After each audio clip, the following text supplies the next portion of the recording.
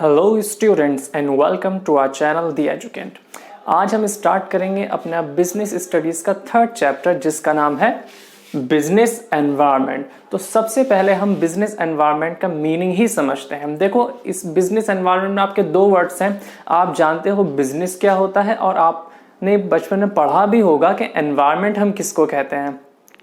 Environment होता है जहां आप रहते हो, आपके आसपास जो सब चीज़ें हैं, जो आपके सराउंडिंग्स हैं, वही आपका एनवायरनमेंट है। तो इसी तरह जिस सराउंडिंग्स में बिजनेस हमारा एग्जिस्ट करता है वो उसका बिजनेस का एनवायरनमेंट कहलाता है। फॉर एग्जाम्पल, आपकी एक शॉप है, उस शॉप पर आपके कस्टमर्स आते हैं, आपको माल सप्लाई कौन करता है? सप्लायर करता है। और जहां आप रहते हो वहां की पॉपुलेशन, गवर्नमेंट जो है वहां की, वो सब आपसे रिलेटेड है, आप पर अफेक्ट करती है उस शॉप पर। तो इस तरह से वो सब एक बिजनेस का एनवायरनमेंट कहलाएगा।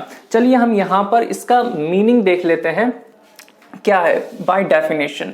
कि business environment means sum total of the factors that influence the business.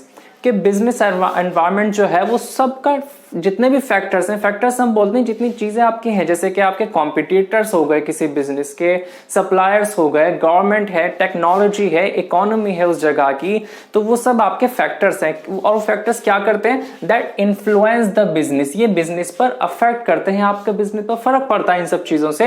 And over which business has no control. लेकिन बिजनेस का इन फैक्टर्स पर कोई कंट्रोल नहीं होता। तो बिजनेस एनवायरनमेंट क्या है? वो सारे फैक्टर्स का सम जिससे बिजनेस पर फर्क पड़ता है और बिजनेस का इन फैक्टर्स पर कोई कंट्रोल नहीं होता। ठीक है, तो अब नेक्स्ट चीज हम समझते हैं। एक चीज हमारे यहाँ वर्ड इंपॉर्टेंट है, एनवायरनमेंट स्कैनिंग।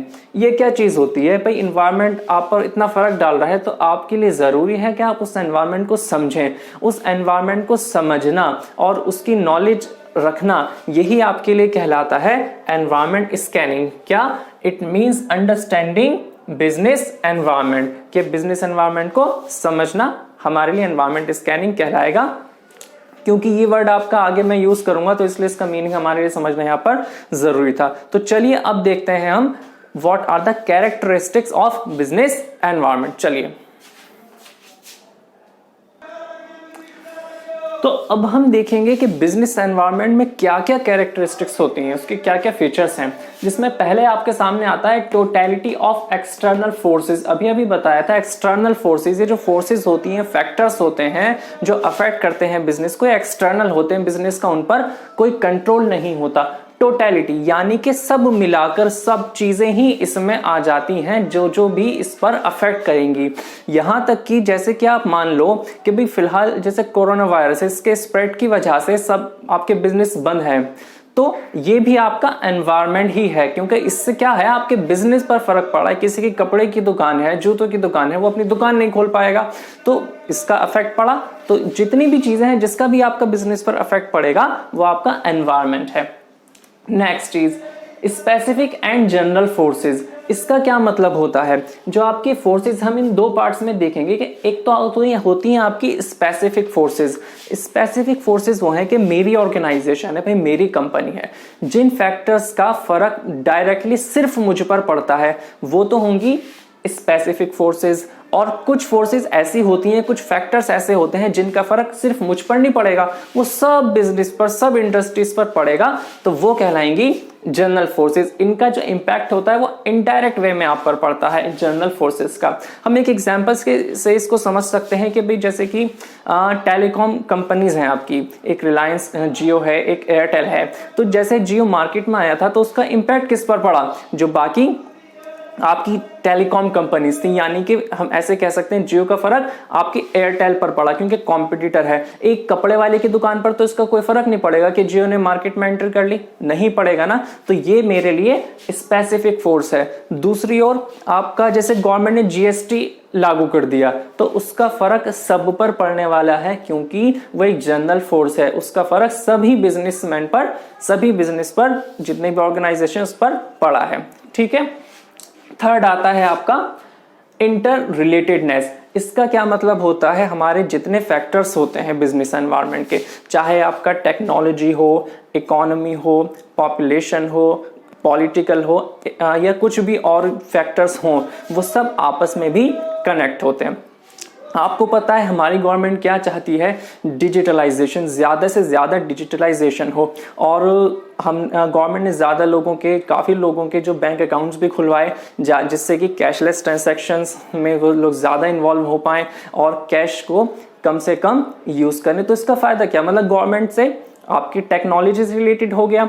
अब जैसे कोरोना है तो गवर्नमेंट क्या कर रही है, गवर्नमेंट सबके अकाउंट्स में पैसे भी भिजवा रही है, जो मजदूर हैं, जो डेली वेज पर काम करते हैं, तो इससे गवर्नमेंट को एक फायदा भी हुआ। तो टेक्नोलॉजी एंड गवर्नमेंट दोनों फैक्टर्स हैं, दोनों आपस में रिलेट करते हैं। तो यही पॉइंट हमें ये बताता है कि बिजनेस एनवायरनमेंट के जो आपके फैक्टर्स हैं ये आपस में इंटर रिलेटेड है, इनका एक दूसरे पर इंपैक्ट होता है, फर्क पड़ता है।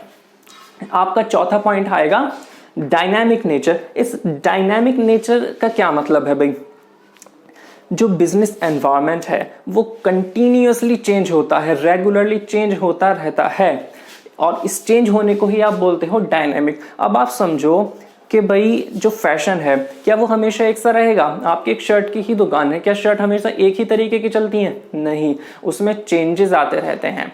तो ये आपका बिजनेस एनवायरनमेंट हो गया। आपके जो कस्टमर हैं, आप कोई भी चीज़ बनाते हो, उनकी प्रेफरेंस कब चेंज हो जाए आपको कुछ पता नहीं, तो इसलिए बिजनेस एनवायरनमेंट जो है वो डायनामिक है। गवर्नमेंट के रूल्स बदलते रहते हैं, कभी कोई रूल आता है, गवर्नमेंट कभी टैक्स आप समझिए बढ़ा दिया किसी चीज़ पर, हो सकता है गवर्नमेंट टैक्स रेट कट कर ले, तो डायनामिक यानी कि ऑलवेज चेंजिंग जो है आपके बिजनेस एनवायरनमेंट का नेचर है। Fifth, uncertainty. Business environment uncertain होता है।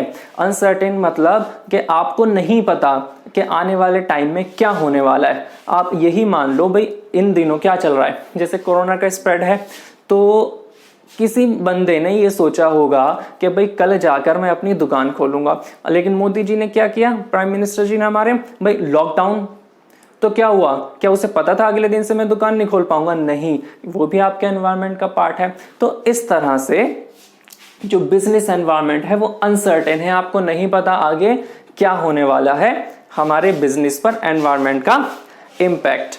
नेक्स्ट आता है आपका कॉम्प्लेक्सिटी। कॉम्प्लेक्स उस चीज को बोलते हैं जो समझने में हमें मुश्किल हो, तो एनवायरनमेंट भी इसी तरह से, इसमें इतने सारे फैक्टर्स होते हैं, इतनी सारी चीजें हैं आपके समझने के लिए कि it is difficult to understand.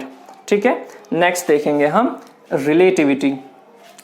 हर जगह जो आपका बिजनेस एनवायरनमेंट है वो अलग होता है। हमारे इंडिया में कुछ अलग है, अमेरिका में कुछ अलग है। चलो एक एग्जांपल से समझते हैं।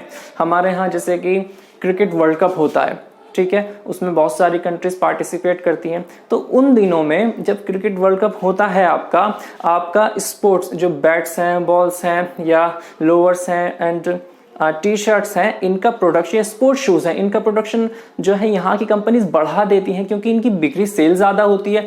तो क्या जो चीज़ इंडिया में सेल बढ़ रही है इस चीज़ की, क्या अमेरिका में भी वो होगा? वो नहीं होगा, वो लोग क्रिकेट ही नहीं खेलते, तो वहाँ पर तो इस चीज़ का फर्क नहीं पड़ेगा। तो वर्ल्ड कप का जो इम्पैक्ट हमारे इंडिया में होगा वो वहाँ नहीं होने वाला, क्योंकि उस फैक्टर का रिलेशन, जो उसका रिलेशन, रिलेटिविटी इंडिया से है, वो अमेरिका से नहीं है। तो यही बात एक जगह से दूसरी जगह पर भी होती है। तो एनवायरनमेंट का जो इम्पैक्ट होता है वो हर जगह के हिसाब से अलग अलग होगा। ये मतलब होता है आपका रिलेटिविटी का। इतनी बात समझ में आई होगी आपके। तो अब हम इनके इंपॉर्टेंस, बिजनेस एनवायरनमेंट की जो स्कैनिंग हम करते हैं उससे हमें फायदा क्या होता है, क्या इंपॉर्टेंस है, अब हम वो पढ़ने वाले हैं। देखिएगा, तो अब हम समझेंगे बिजनेस एनवायरनमेंट की। आपने स्टडी की, एनवायरनमेंट स्कैनिंग कर ली है, तो उसका इंपॉर्टेंस क्या है, क्यों इतनी मेहनत कर रहे हैं इस कॉम्प्लेक्स बिजनेस एनवायरनमेंट को समझने में, वो इस वजह से। तो एक एक कर देखेंगे क्या है इंपॉर्टेंस। फर्स्ट आपका पॉइंट है identifying opportunities and getting first mover advantage. हमें अपॉर्चुनिटीज को आइडेंटिफाई करने में हेल्प मिलती है। अपॉर्चुनिटी क्या होती है? ये आपका एक चांस होता है, ऐसा चांस जिससे आप अपने ऑर्गेनाइजेशन की परफॉर्मेंस बढ़िया कर सकते हो, आप प्रॉफिट कमा सकते हो, एक मौका होता है ऐसा आपके पास। तो एनवायरनमेंट की स्कैनिंग करके हमें उन मौकों को ढूंढना होता है, वो मौके आपके पता लग जाते हैं। अब जैसे कि ऐसे समझो जैसे हमारे इंडिया में आईपीएल होता है, अभी लास्ट एग्जांपल भी मैंने इस तरह का दिया था कि आईपीएल अप्रैल मई के मंथ में होता है, तो इस टाइम में क्रिकेट लवर्स जो होते हैं जैसे इनकी सेल्स बढ़ जाती है, जो क्रिकेट के आपके इक्विपमेंट्स होते हैं, बैट बॉल पैड ये सब चीजें। तो अगर मैं एनवायरनमेंट की स्टडी करूंगा, मैं पहले ही इसके लिए तैयार रहूंगा कि भाई मेरी सेल इस महीने में बढ़ सकती है, तो मैं इस चीज का प्रोडक्शन अपना बढ़ा दूंगा और बाकी चीजों का प्रोडक्शन हो सकता है कम कर लूं। तो मौकों को पहचान कर, अपॉर्चुनिटीज को पहचानना है and getting first mover advantage, और फायदा उठाना है सबसे पहले मूव करने का।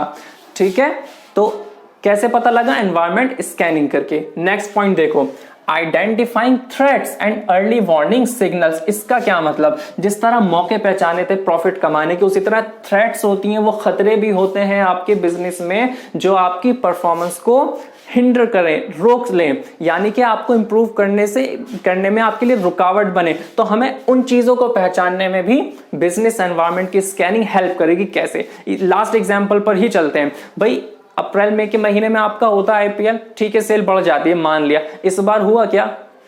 नहीं हुआ। Due to spread of corona virus IPL is also postpone, IPL भी पोस्टपोन हो गया इस वजह से। तो भाई अगर मैं मैनेजर हूं, मैंने एनवायरनमेंट स्कैनिंग की, तो पहले से मैं प्रिडिक्ट कर सकता हूं कि भाई इस बार हो सकता है ये इस बार आईपीएल ना हो, तो आईपीएल नहीं होगा, सारी शॉप्स बंद है, भाई सब लॉकडाउन है, सब बंद है, तो क्या मेरी सेल हो पाएगी? अब सेल नहीं हो पाएगी तो क्या मैं प्रोडक्शन करूं इतना? नहीं, मेरा सारा माल फंस जाएगा, स्टॉक मेरे पास ही रह जाएगा, पैसा फंस जाएगा मेरा। तो इस तरह जो थ्रेट्स हैं, जो खतरे की घंटी है, उनको भी हमें पहचानना है। और जो अर्ली वार्निंग सिग्नल्स, एक तरह से वार्निंग के सिग्नल्स हैं, इनको हम पहचानेंगे, उस हिसाब से प्लानिंग करेंगे तो हमारा फायदा होगा, और हम होने वाले नुकसान से जो और लोग का हो सकता है, हम उस नुकसान से बच जाएंगे। ठीक है, नेक्स्ट देखते हैं।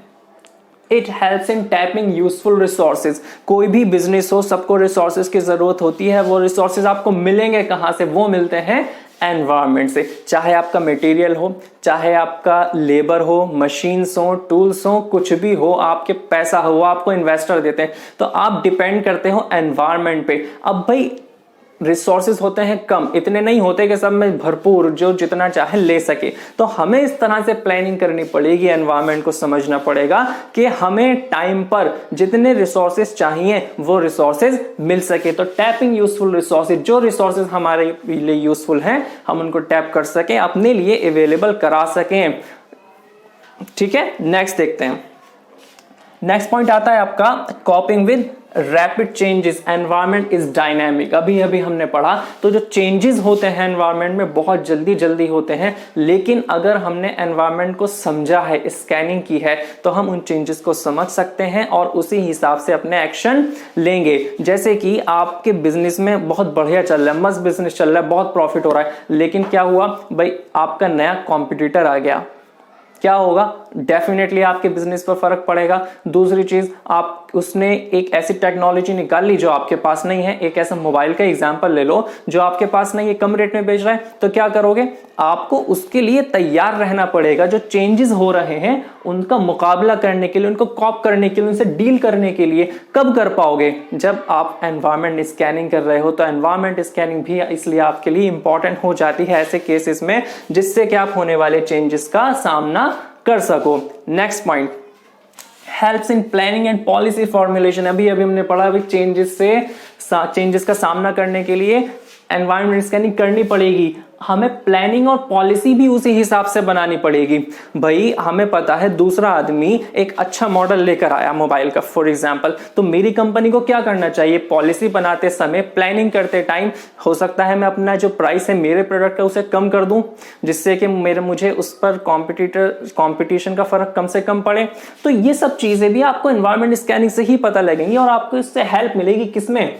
प्लानिंग में और पॉलिसी बनाने में। Next point, helps in improving performance. अब भाई इतना सब कुछ होगा इससे, तो डेफिनेटली आपकी जो परफॉर्मेंस है बिजनेस की, सिंपल सा पॉइंट है, वो परफॉर्मेंस आपकी इंप्रूव होगी। और जो स्टडीज होती हैं उनसे भी यही पता लगता है कि जो मैनेजर्स अपने यहाँ एनवायरनमेंट स्कैनिंग करते हैं, उसको समझते हैं और उसके हिसाब से एक्शन लेते हैं, उनका परफॉर्मेंस औरों के मुकाबले अच्छा रहता है।